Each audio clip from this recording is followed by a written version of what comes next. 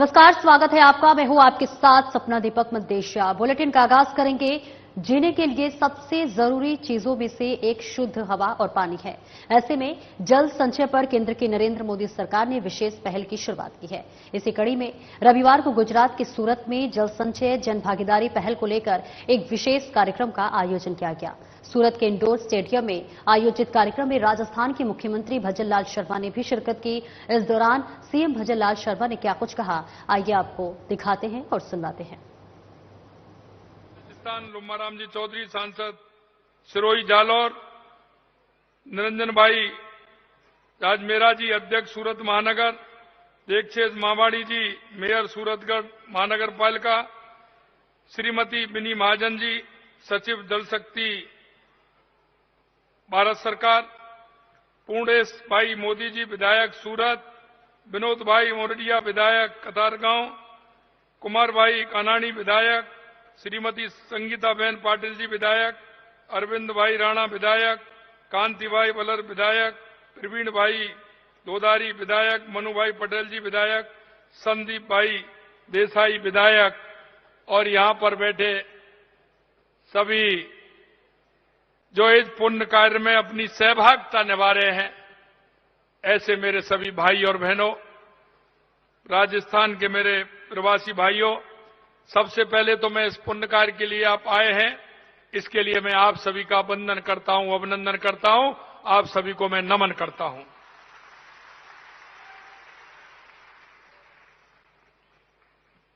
मैं सूरत में रहने वाले और इस कार्य से जुड़ने वाले सभी भाई बहनों को बहुत धन्यवाद देना चाहता हूं, क्योंकि हमें पता है देश के यशस्वी प्रधानमंत्री नरेंद्र मोदी जी के नेतृत्व में हमारा देश आगे बढ़ रहा है।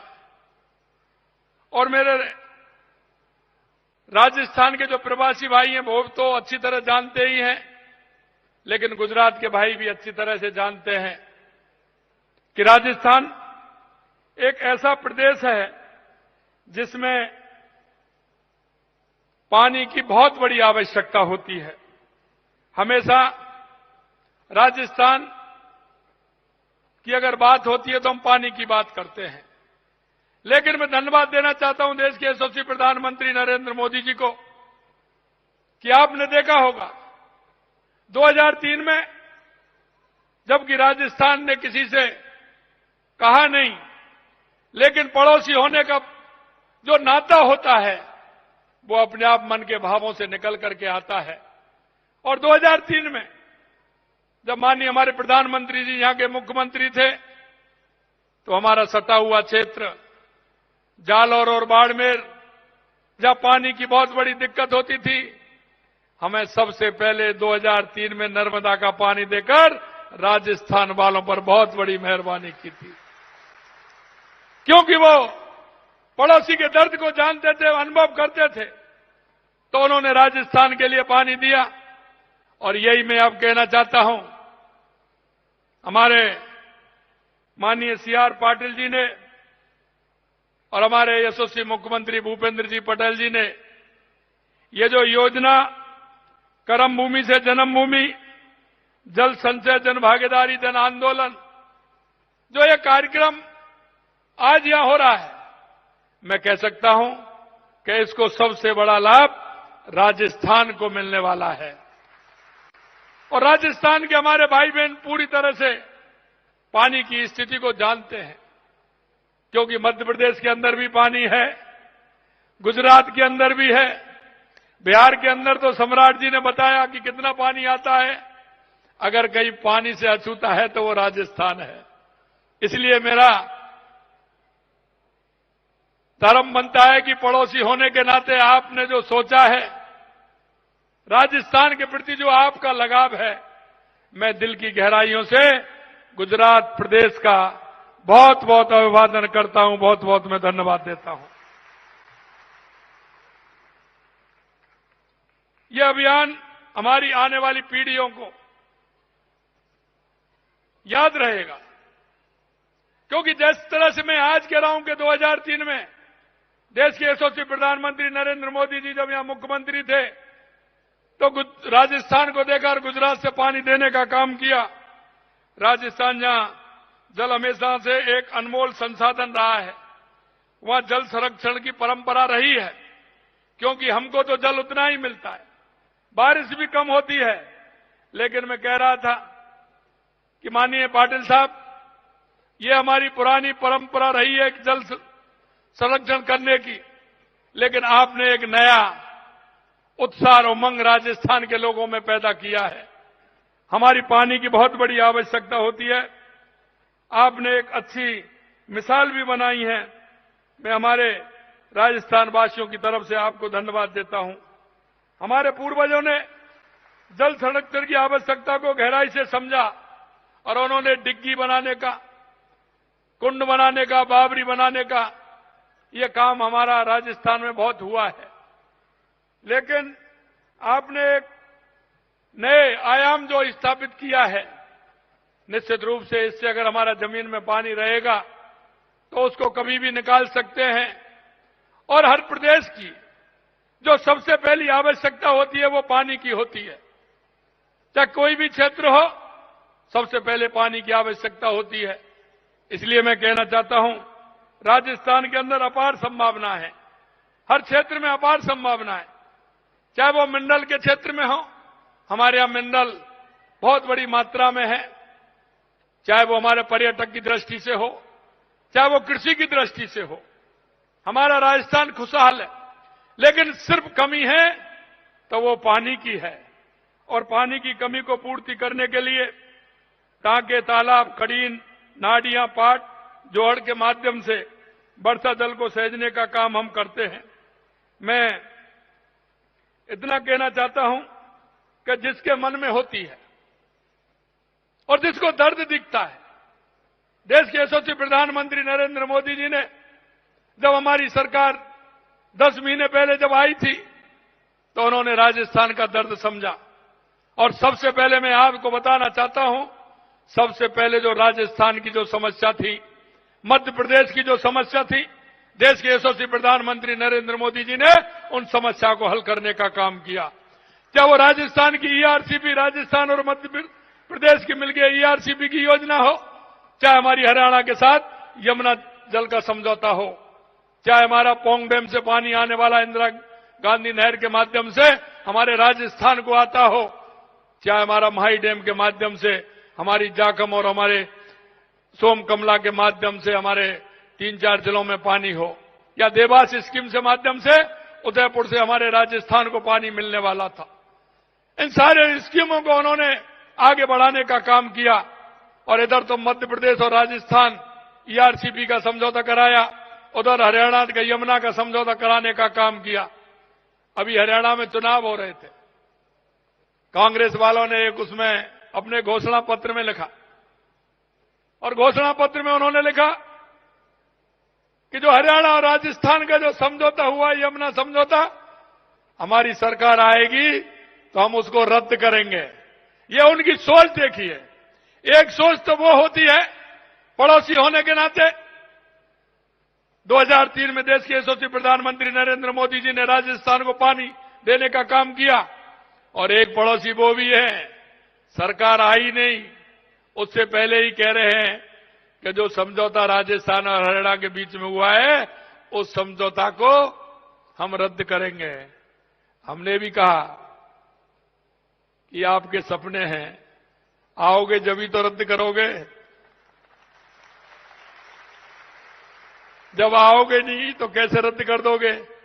मैं आपसे सही कहना चाहता हूं कि जब दृढ़ इच्छा शक्ति होती है और नेतृत्व करने वाले देश के यशस्वी प्रधानमंत्री नरेंद्र मोदी जैसे होते हैं, कि दुनिया की कोई ताकत नहीं रोक सकती।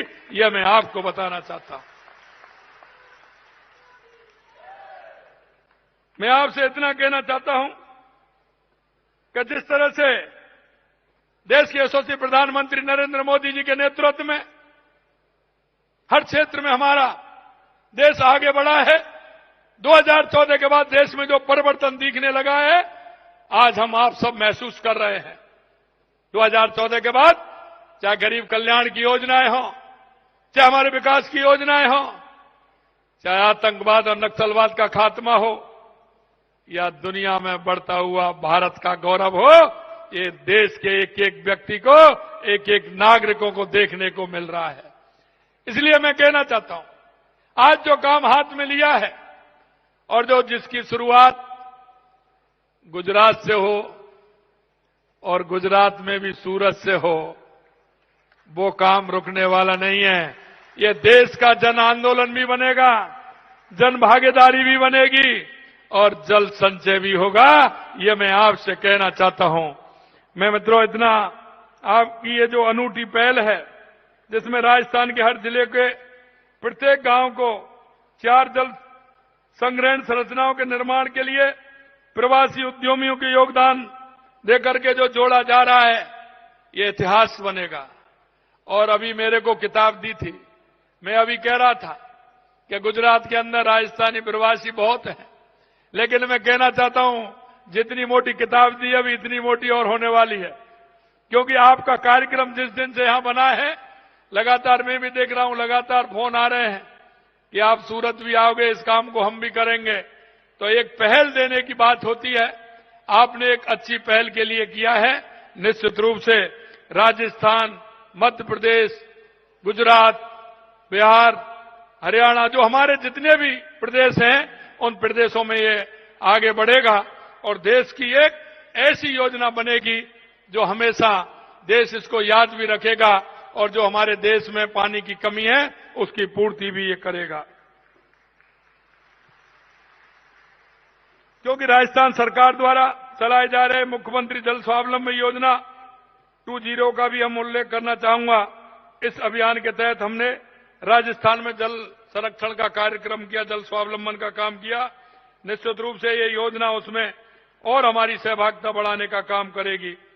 और मैंने जैसा कहा, प्रथम चरण में आपने जो 5,000 से अधिक गांवों में 3,500 करोड़ रुपए की लागत से 1,10,000 कार्य करवाए जाएंगे। जिन आज योजनाओं का आपने किया है उसमें 1,10,000 कार्य इसमें कराए जाएंगे। लगभग राजस्थान के आधे गांव के लगभग इसमें आते हैं। मैं ईश्वर की कृपा से भी हमें कई चीज, आप देखते हैं ना, जब मन में दृढ़ इच्छा शक्ति होती है, काम करने का जज्बा होता है। मैं कहना चाहता हूं माननीय CR पाटिल साहब कि इस बार राजस्थान में जो वर्षा हुई है, जितने भी राजस्थान के बांध हैं, एक भी बांध खाली नहीं है, पूरे के पूरे बांध भरे हुए हैं। और उसका कारण है कि जिस तरह से देश के यशस्वी प्रधानमंत्री नरेंद्र मोदी जी पानी के विषय को लेकर के पूरे देश में काम कर रहे हैं, तो ईश्वर भी मेहरबान है। हमने कहा था हमारी ERCP योजना, यमुना समझौता जब हुए थे, मैंने कि ये समझौते हुए हैं, लेकिन इससे पहले भी एक ERCP और यमुना आ जाएगी। और वो ठीक हुआ कि राजस्थान में पूरे 4 महीने बारिश हुई है। और अभी भी हमारे मध्य प्रदेश के मुख्यमंत्री जी कह रहे थे, वो लेट हुए, कि आज भी उज्जैन में बारिश हो रही है। अरे ये तो होनी ही है, क्योंकि कृष्ण गमन पथ बन रहा है, वो राजस्थान से मध्य प्रदेश जाएगा और मध्य प्रदेश से गुजरात भी आएगा। भगवान कृष्ण मथुरा से राजस्थान के रास्ते से शिक्षा लेने के लिए संदीपन गुरु के आश्रम में उज्जैन गए थे। और जब वहां से उन्होंने पूरी शिक्षा ग्रहण की तो फिर वो द्वारका आए। तो मथुरा से लेकर के राजस्थान, राजस्थान से लेकर मध्य प्रदेश और मध्य प्रदेश से लेकर के गुजरात, ये भगवान कृष्ण की भूमि है। और भगवान कृष्ण की भूमि में ये काम होना उनकी प्रेरणा है और देश के यशस्वी प्रधानमंत्री नरेंद्र मोदी जी के नेतृत्व में ये काम हो रहा है। अंत में मैं आपसे इतना कहना चाहता हूं कि पानी की महिमा को हम आप जानते हैं।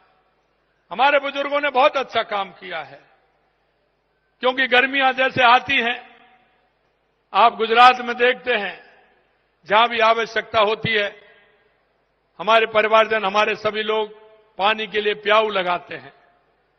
पानी के लिए सभी जगह जहां पानी की व्यवस्था करने का काम प्याऊ से लेकर के पशुओं की व्यवस्था करने का काम करते हैं। और इसलिए मैं कहना चाहता हूं कि ये हमारे विचार में है, और हमारे विचार में है तो ये पुण्य हम आप सभी को मिलता है। और जब पुण्य करते हैं तो उसका फल भी ईश्वर देता है, क्योंकि कंठ को जब पानी मिलता है, जब पानी की आवश्यकता होती है, तो व्यक्ति की आत्मा कितनी तृप्त होती है।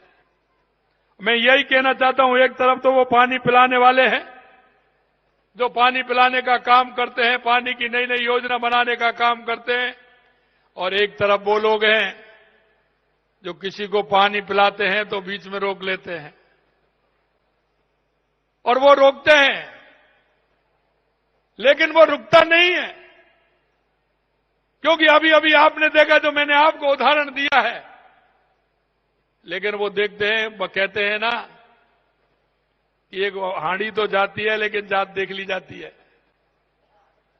समझ रहे हो ना मेरी बात? ये स्थिति उनकी होती है, क्योंकि जो पानी नहीं दे सकता, लेकिन मुंह से बोलो तो मत ही, वो कह रहे हैं कि समझौता हो गया तो हम रद्द कर देंगे। इसलिए मैं आपसे कहना चाहता हूं कि ऐसे जो लोग हैं, एक तरफ तो जल की बूंद बूंद की चिंता कर रहे हैं कि मेरा गांव का पानी गांव में रुके, खेत का पानी खेत में रुके, किसान को उसका फायदा हो, उद्योगपति को फायदा हो, पशुओं को फायदा हो, पक्षी को पानी पीने की परेशानी नहीं हो। और एक तरफ वो लोग हैं जो पानी को रोकने का काम करते हैं। मैं पुनः इस अनूठी पहल के लिए, प्रेरणादायक पहल के लिए मैं पुनः देश के यशस्वी प्रधानमंत्री नरेंद्र मोदी जी को और हमारे जल शक्ति मंत्री सम्मानीय पाटिल साहब को और हमारे यशस्वी मुख्यमंत्री गुजरात भाई भूपेंद्र भाई पटेल जी को और इस कार्यक्रम में उपस्थित हमारे मोहन यादव जी मुख्यमंत्री भजन लाल शर्मा को आगे बढ़ते हैं, जहां राज्य के 7 विधानसभा सीटों पर होने वाले उपचुनाव को लेकर रविवार को भारतीय जनता पार्टी की कोर कमेटी की बैठक मुख्यमंत्री निवास पर संपन्न हुई। कोर कमेटी की बैठक में बीजेपी प्रदेश प्रभारी डॉक्टर राधा मोहन दास अग्रवाल, मुख्यमंत्री भजन लाल शर्मा, बीजेपी प्रदेश अध्यक्ष मदन राठौर और बीजेपी प्रदेश सह प्रभारी बीजा रहटकार ने कमेटी सदस्यों के साथ चर्चा की।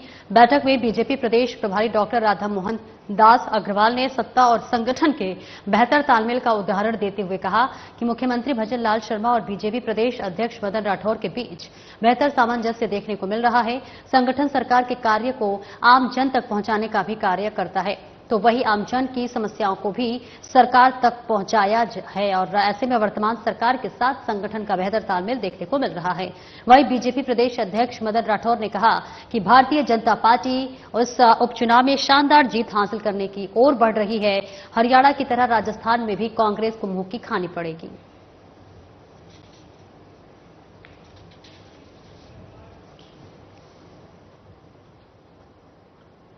और वहीं जयसिंहपुरा खोर में दलित युवती के साथ एक सामूहिक दुष्कर्म के बाद धरना प्रदर्शन नेता प्रतिपक्ष टीकाराम जूली शामिल हुए। इस दौरान उन्होंने कहा कि राजस्थान प्रदेश की बेटियों से इस तरह के कृत्य करना और आरोपी नामजद होने के बाद भी पुलिस पकड़ से बाहर होना कानून व्यवस्था का खुलेआम माहौल उड़ाने जैसा है। उन्होंने बीजेपी पर निशाना साधते हुए कहा कि भारतीय जनता पार्टी के राज में अपराधी खुले में तांडव कर रहे हैं। राजस्थान प्रदेश में हैवानियत की सारी हदें पार कर अपराधियों ने कानून व्यवस्था को चुनौती देने में कोई कसर नहीं छोड़ी है। उन्होंने कहा कि एक पिता की आंखों के सामने लहूलुहान हालत में उसकी बेटी को गाड़ी में सवार युवक फेंक जाते हैं, जिससे ज्यादा राजस्थान की राजधानी में शर्मसार और हैरान करने वाला मामला क्या हो सकता है। इसी के साथ उन्होंने प्रदेश की बीजेपी सरकार पर जमकर निशाना साधा।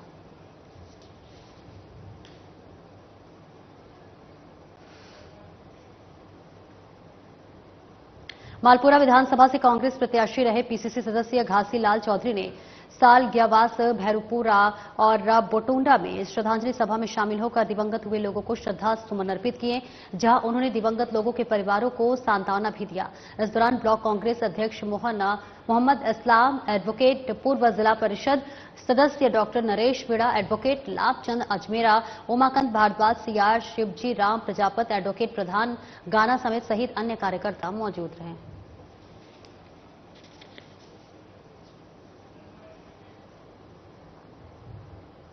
अजमेर में पुष्कर स्थित जयमल कोट में अखिल भारतीय राजपूत सेवा सदन की ओर से भक्त वीर शिरोमणि राव जयमल जी का जयंती समारोह आयोजित किया गया। इस समारोह में मुख्य अतिथि के तौर पर पूर्व आरटीडीसी अध्यक्ष धर्मेंद्र राठौर ने शिरकत की और समाज के लोगों को संबोधित कर समाज हित के लिए नई ऊर्जा का संचार किया। उन्होंने कहा कि वीर शिरोमणि राव जयमल की वीरता और शौर्य की कई गाथाएं हैं जिनको हम सब नमन करते हैं। वही सभा को संबोधित करते हुए उन्होंने कहा कि राजस्थान सरकार के मुख्यमंत्री अशोक गहलोत सरकार ने ईडब्ल्यूएस का सरलीकरण किया है, उससे समाज के लोगों को सरकारी नौकरी में बहुत ज्यादा फायदा मिला है। अगर केंद्र सरकार भी ईडब्ल्यूएस आरक्षण का सरलीकरण कर दे तो देश भर में युवाओं को सरकारी नौकरी में जाने का बहुत मौका मिल सकेगा और इसलिए अब हमें केंद्र सरकार से ईडब्ल्यूएस आरक्षण का सरलीकरण करवाने के लिए एकजुट होकर प्रयास करने चाहिए।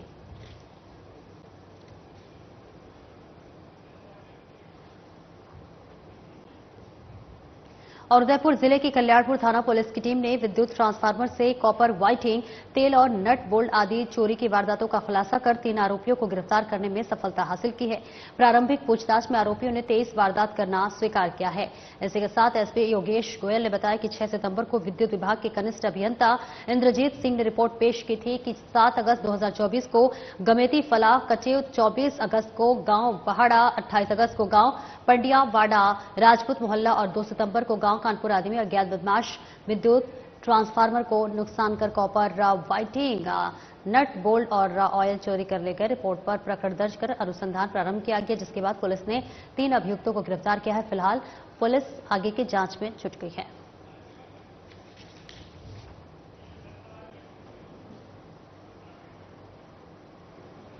और वहीं चूरू जिले के कोतवाली थाना पुलिस ने ज्वेलरी शोरूम में ध्यान भटकाकर चोरी करने वाले गिरोह की 4 महिला आरोपियों को गिरफ्तार किया है। एसपी जय यादव ने बताया कि घटना के संबंध में रविवार 13 अक्टूबर को थाना कोतवाली निवासी फारूक लोहार ने रिपोर्ट दी कि सफेद घंटा घर के पास उसकी ज्वेलरी शॉप है।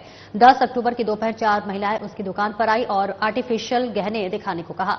एक ट्रे में उसने आर्टिफिशियल गहने देखने के लिए चारों ने बातों में उलझाकर ट्रे में रखे 8 नोचपिन और एक आर्टिफिशियल ईयररिंग चुरा लिया और सामान पसंद न आने की कहकर चले गए। रिपोर्ट पर मुकदमा दर्ज कर हेड कांस्टेबल सुभाष चंद्र की ओर से जांच शुरू कर दी गई और इस दौरान पुलिस ने 4 आरोपी महिलाओं को पूछताछ के बाद गिरफ्तार किया है। वहीं महिलाओं के पास से चोरी का सामान भी जब्त किया गया है। फिलहाल पुलिस की टीम उनके गिरोह के बाकी सदस्यों और अन्य वारदातों के संबंध में गहनता से पूछताछ कर रही है।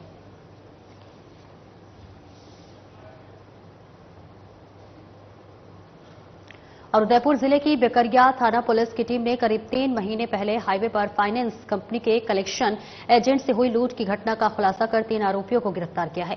मामले में एसपी योगेश गोयल ने बताया कि घटना के संबंध में गोगुंदा स्थित फाइनेंस कंपनी के कर्मचारी जगदीश कुमार ने रिपोर्ट दी थी कि 8 जुलाई को वो कलेक्शन कर रहा देवला से गोगुंदा जा रहा था। नेशनल हाईवे पर औक्यावट के पास अज्ञात बदमाशों ने कलेक्शन की रकम, कागजात और अन्य सामान लूट लिए। रिपोर्ट पर मुकदमा दर्ज कर जांच शुरू कर दी गई है। वहीं मामले की गंभीरता को देखते हुए घटना के खुलासे और आरोपियों की गिरफ्तारी के लिए गठित की गई टीम ने आसूचना और तकनीकी सहयोग से घटना का खुलासा करते हुए 3 आरोपियों को गिरफ्तार कर लिया है, जिनसे घटना के संबंध में अग्रिम अनुसंधान किया जा रहा है।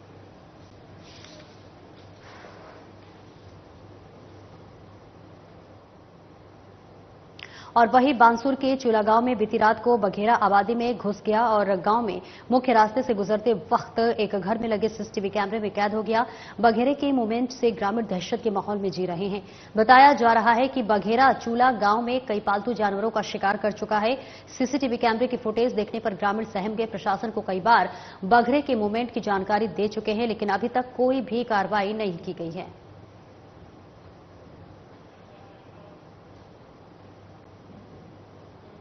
और फिलहाल मेरे साथ इस बुलेटिन में इतना ही। दीजिए इजाजत। नमस्कार।